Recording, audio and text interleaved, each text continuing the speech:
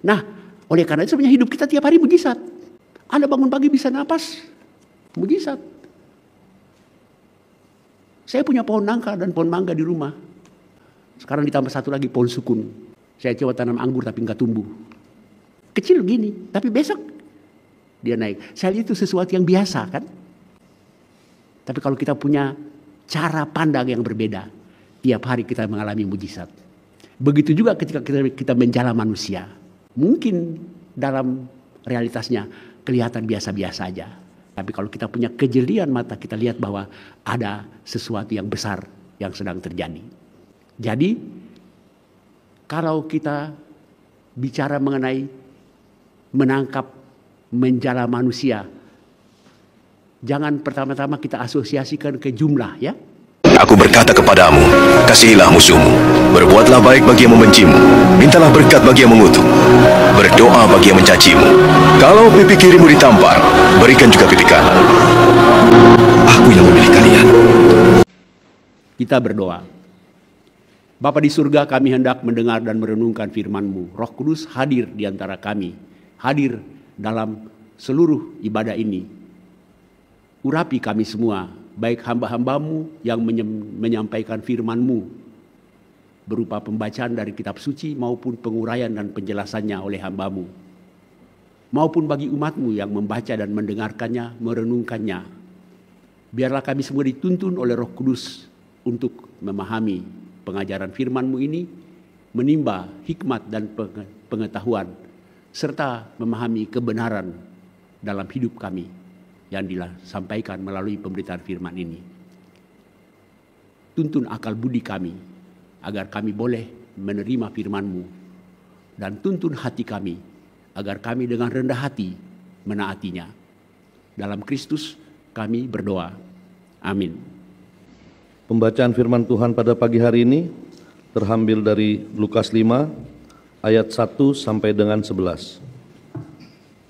Lukas 5 ayat 1 sampai dengan 11. Demikian firman Tuhan.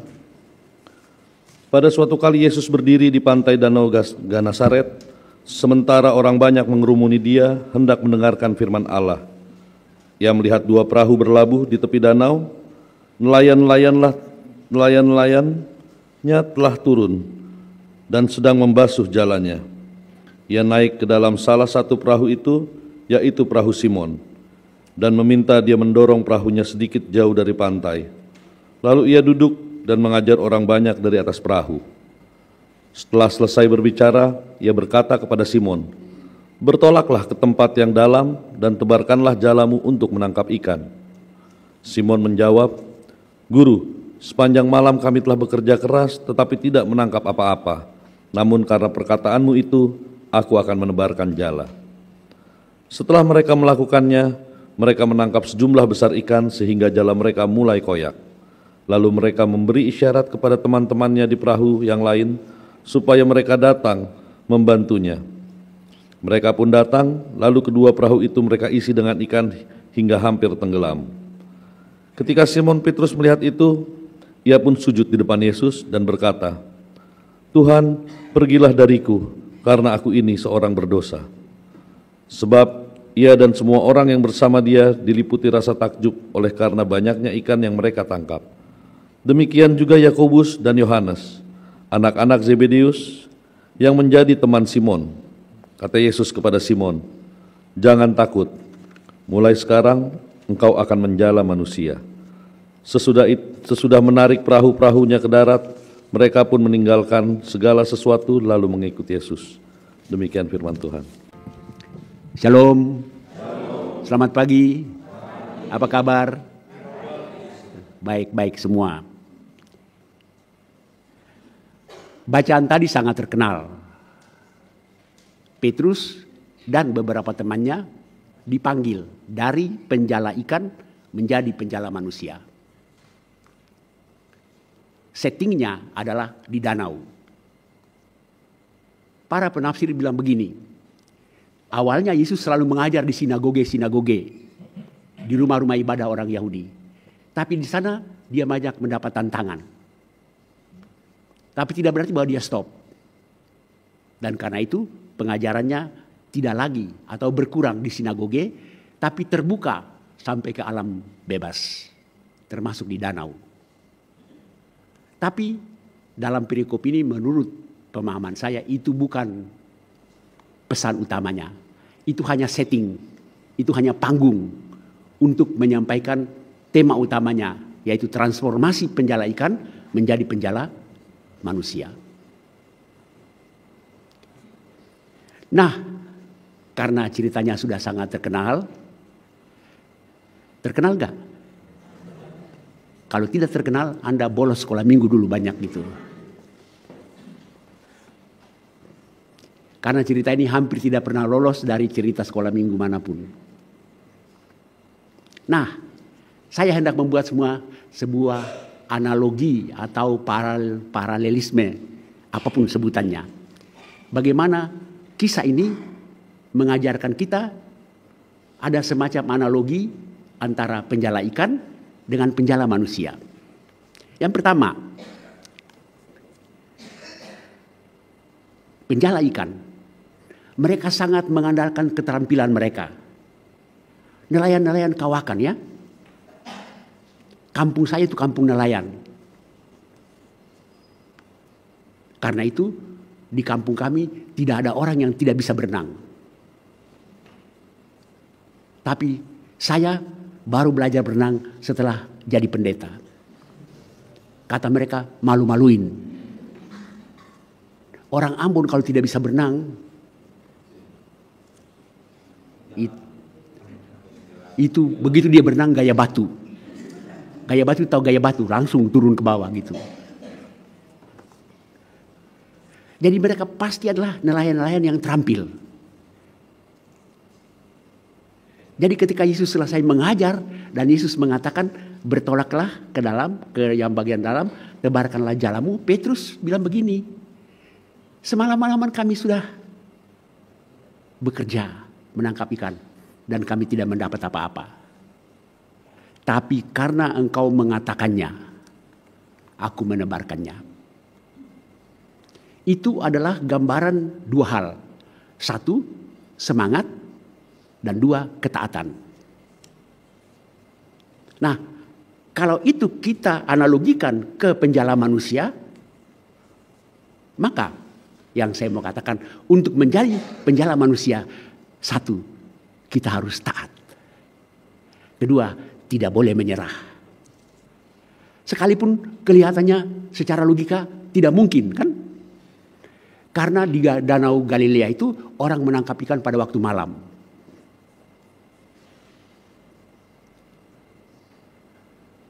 Jadi secara logika nggak mungkin. Tapi karena semangat. Semangat yang timbul dari ketaatan.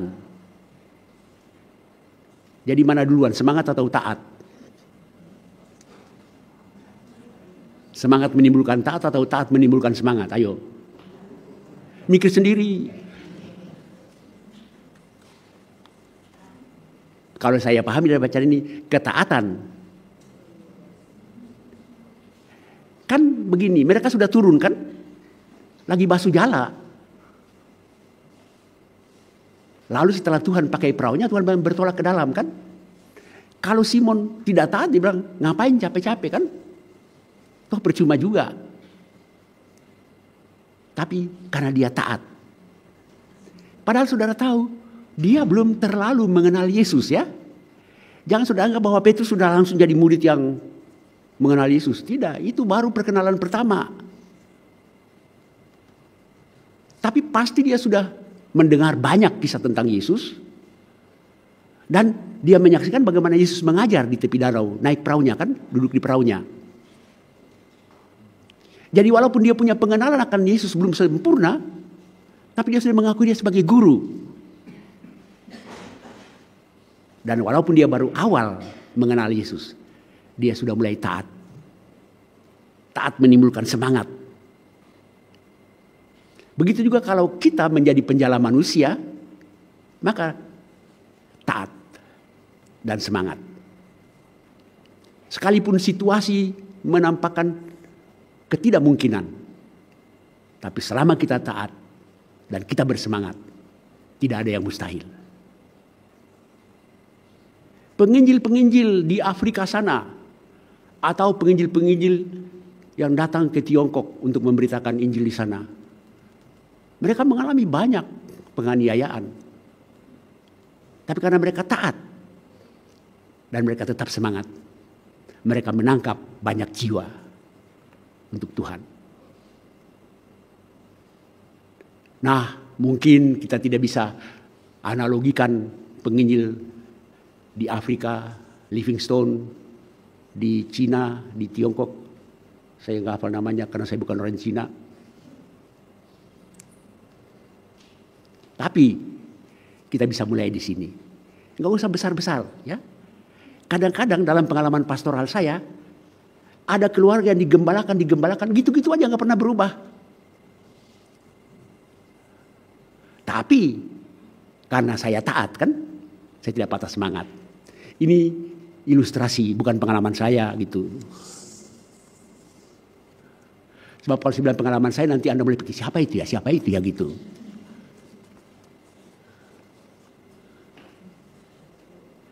Kalaupun itu pengalaman saya, bukan di POK Kelapa Gading, di Ternate. Saya pendeta jemaat di Ternate 6 tahun. Ada anak muda dinasihatin, gagal terus. Tapi apakah kita menyerah? Mau memenangkan dia bagi Tuhan kan? Mau nangkap dia bagi Tuhan kan? Ya itu, jangan menyerah, tetap semangat. Tapi semangat itu timbul kalau kita terus menerus taat pada firman.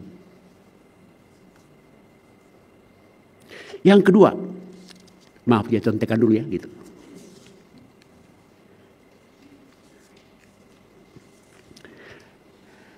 Mukjizat. Terjadi mujizat. Semalam-malam mencari ikan gak dapat. Tapi karena taat dan semangat tadi terjadi mujizat. Mereka menangkap ikan sampai dibantu oleh teman-teman mereka. Datanglah 2 perahu. Dan isi penuh menurut Alkitab sampai hampir tenggelam. Di manakah letak mujizatnya? Ada 2 pandangan tentang mujizat. Apakah tiba-tiba saja Yesus perintah ikan itu datang kumpul supaya ditangkap? Bisa begitu kan? Bisa saja waktu itu gak ada ikan, tapi Tuhan kan punya kuasa kan? Dia panggil ikan-ikan yang lagi istirahat siang kan? Ayo kumpul semua di sini, kalian mau ditangkap kan? Gitu, kira-kira gitu kan? Itu kan mujizat. Tapi bisa juga begini. Ini penafsiran yang agak liberal. Bukan soal seperti itu yang pertama. Tapi mujizat yang terjadi adalah kejelian mata Tuhan Yesus. Ikan itu memang sudah ada berkumpul situ. Tapi mengapa murid-murid itu nggak lihat, Petrus nggak lihat? Karena mereka sudah a priori malam. Ya, baru ada ikan. Tapi Tuhan tahu siang-siang juga ada ikan. Jadi Tuhan Yesus punya kejelian untuk melihat itu. Dan itu mujizat. Mujizat bisa terjadi melalui hal-hal yang bisa dijelaskan secara akal.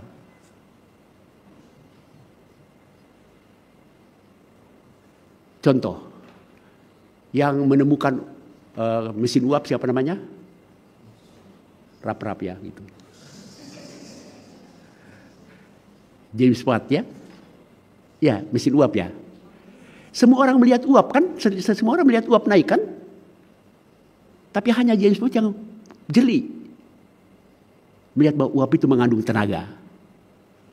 Bagi orang zaman itu, mujizat kan?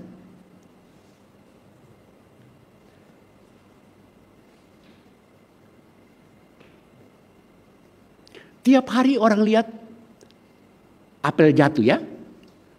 Kita di sini nggak ada apel sih. Kalau saya tiap hari saya lihat mangga di halaman saya jatuh kan. Buat saya itu biasa-biasa aja mangga jatuh kan. Tapi siapa itu? Newton ya. Newton yang bilang, kenapa mangga itu jatuh? Dia punya kejelian mata.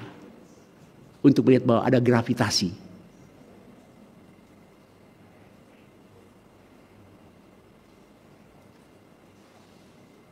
Jadi mujizat itu tidak selalu tidak masuk akal. Mujizat bisa juga selalu dipahami, tidak hanya sesuatu yang di luar nalar, bisa masuk nalar. Tapi sekalipun masuk nalar itu tidak mengurangi kemujizatannya ya. Masih ingat ilustrasi saya enggak? Pasti lupa. Gini, di tangan saya ada tempe kan? Saya pinginnya ayam goreng kan? Saya berdoa, Tuhan lakukanlah mujizat dengan tempe ini. Ubahlah tempe ini menjadi ayam goreng kan gitu. Begitu amin, tempenya berubah menjadi ayam goreng kan? Itu mujizat yang kita pahami selama ini, lazim kan? Tapi bisa ada dimensi kedua dari mujizat. Di tangan saya ada tempe, di hati saya ada ayam goreng. Saya berdoa, Tuhan ubahlah tempe ini menjadi ayam goreng.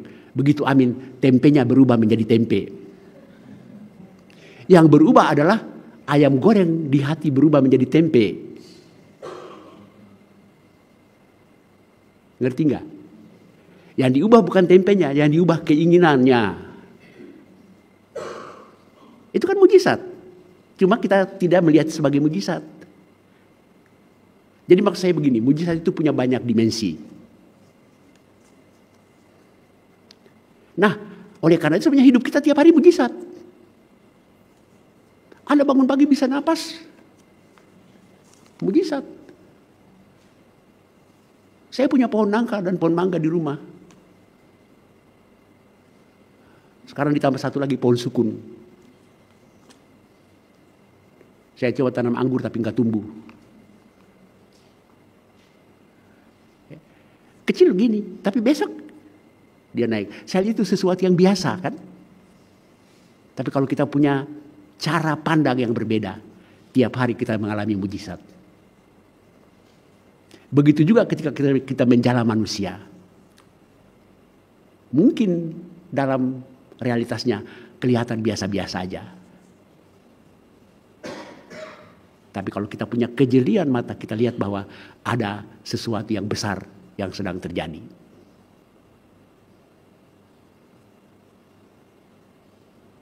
Jadi, kalau kita bicara mengenai menangkap, menjala manusia, jangan pertama-tama kita asosiasikan ke jumlah ya. Kalau menjala manusia dalam arti bahwa jumlah jiwa bertambah banyak, kami para pendeta di PAUK ini gagal. Karena jumlahnya bukan bertambah tapi berkurang kan? Tapi apa betul begitu? Oh tidak, nanti sebentar saya ke sana. Maksudnya sebentar saya urai, bukan saya ke sana, bukan dia. Karena ada kaitan dengan tema. Yang ketiga, setelah mengalami mujizat itu, Petrus kesannya mengusir Yesus, ya kan? Kenapa dia usir? Tanda petik ya. Dia mengusir Tuhan Yesus.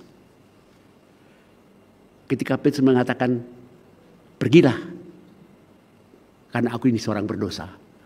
Jawab Yesus, jangan takut. Jadi alasan Petrus untuk menyuruh Yesus pergi adalah takut. Apa yang Petrus takuti? Takuti apa takutkan? Apa yang Petrus takutkan? Ya, mujizat yang dahsyat bagi seorang nelayan sederhana seperti itu kan? Bagi dia itu sesuatu yang takjub. Tapi ketakjuban itu membuat dia ngeri. Ketika saya siapkan khotbah ini, saya cari ilustrasi sampai saya capek. Hanya saya dapat satu ilustrasi. Begini contohnya. Kalau tiba-tiba Anda didatangi Pak Prabowo, bawa uang 1 M. Apa reaksi Anda?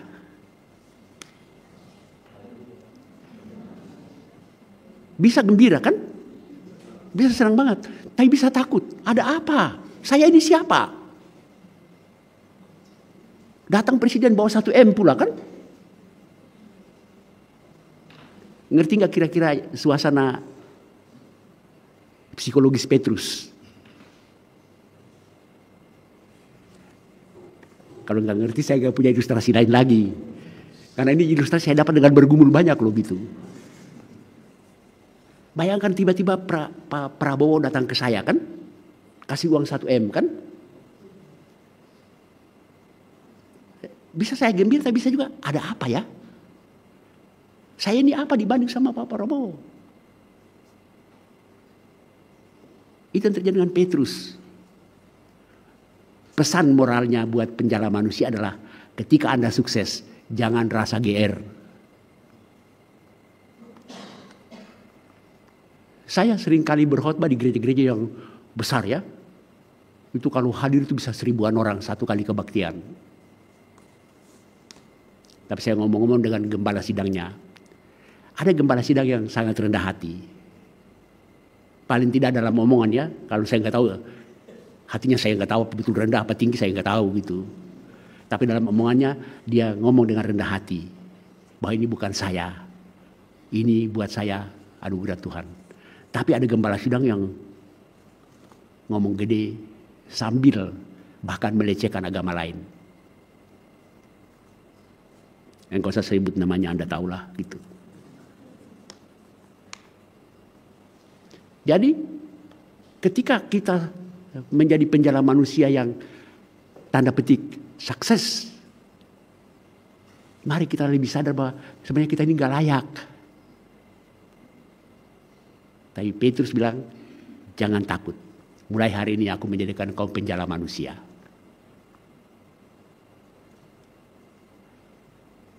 Lalu apa yang terjadi? Menurut ceritanya, Petrus dan teman-temannya menarik perahu dan peralatannya ke darat, meninggalkan semuanya, lalu mengikuti Yesus. Nah, tema kita hari ini apa? Ayo. Penjala manusia memberitakan kedamaian dunia. Nah, itu yang saya bilang tadi, saya ke sana, sekarang saya ke sini.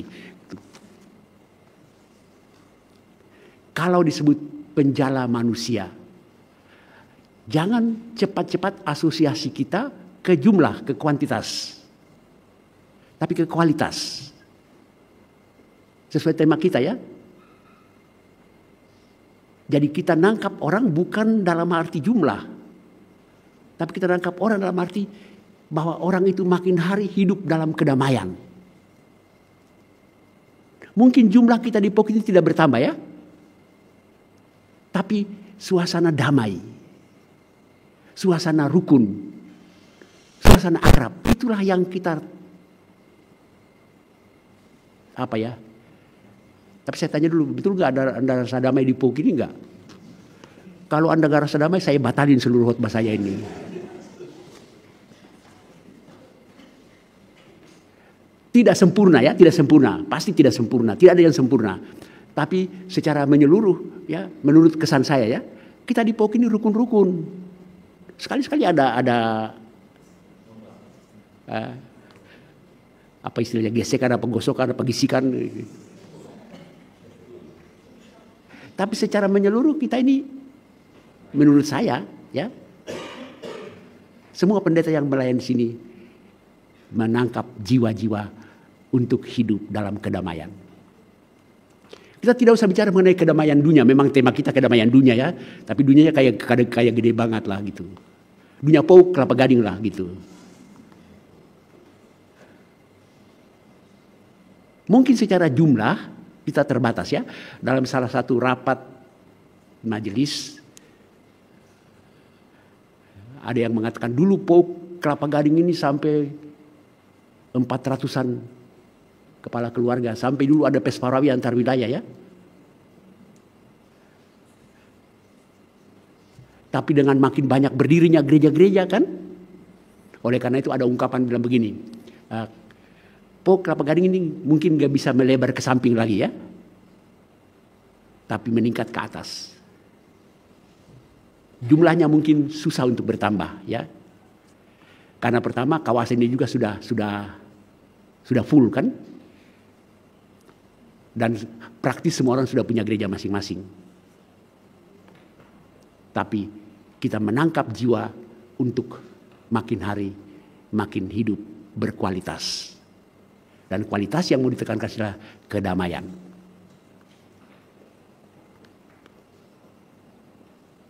Karena itu, kalau kita semua adalah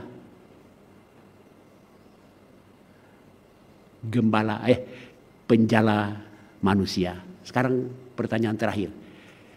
Yang dimaksud dengan penjala manusia itu siapa? Penjala manusia itu siapa? Pak Queen? Cuma dia? Ya tambah saya dikit-dikit lah. Enggak, kita semua adalah penjala manusia. Karena kita ditugaskan untuk menjadi saksi. Amanat Tuhan itu tidak berlaku bagi 1-2 orang saja, berlaku bagi semua orang percaya. Pergilah kamu, jadikanlah segala bangsa muridku. Nah, itu yang saya mau tekankan. Menjala jiwa, pertama-tama bukan jumlah, tapi murid. Tahu arti kata murid? Yang terus belajar, yang terus meneladani. Jadi saya ngomong dengan gereja yang besar itu ya, Anda punya kebaktian itu bisa 1000 orang. Tapi apakah semua itu adalah murid Yesus? Belum tentu kan?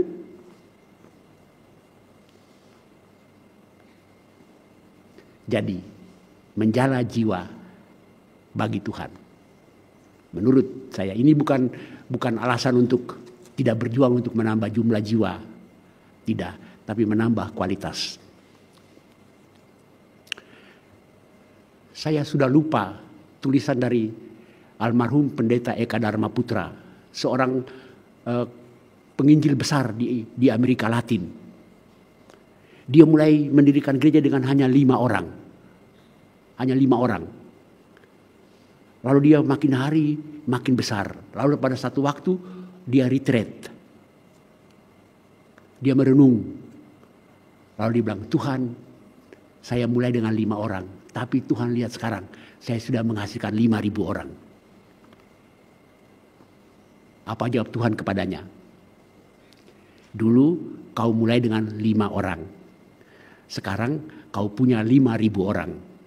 Tapi kau tahu enggak? Dulu kau punya 5 bayi. Sekarang kau punya 5.000 bayi. Ini tulisan dari Pak Eka Dharma Putra yang saya kutip ya. Ngerti nggak kira-kira apa yang beliau maksud? Jangan sampai jumlahnya bertambah, tapi kualitasnya bayi terus kan? Dan apakah pohon kelapa gading ini bayi terus? Kalau Anda bayi terus, kasihan kami berdua ini. Apalagi beliau kan gitu.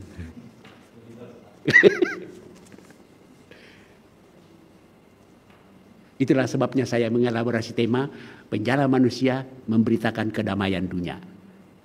Fokus saya sekali lagi kita menjala manusia. Tapi janganlah cepat langsung asosiasi ke jumlah ya. Tapi ke kualitas. Oh sudah tentu jumlah itu penting. Jumlah itu perlu. Tapi bukan satu-satunya ukuran. Nah, untuk itu semua mari kita lihat tadi. 1, taat dan tetap bersemangat. 2, bergantung pada mujizat yang Allah kerjakan. Dan 3, selalu sadar diri, rendah hati. Dan itulah yang saya angkat dari bacaan kita tadi. Jadi saya tutup khotbah saya dengan mengucapkan kepada saudara sekalian, keluar dari sini, tebarkanlah jala. Jalamu di kantormu, jalamu di RT-mu, RW-mu, tebarkanlah jalamu. Selamat menjala manusia. Amin.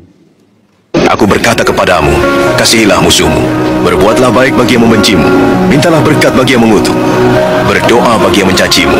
Kalau pipi kirimu ditampar, berikan juga pipi kanan. Aku yang memilih kalian.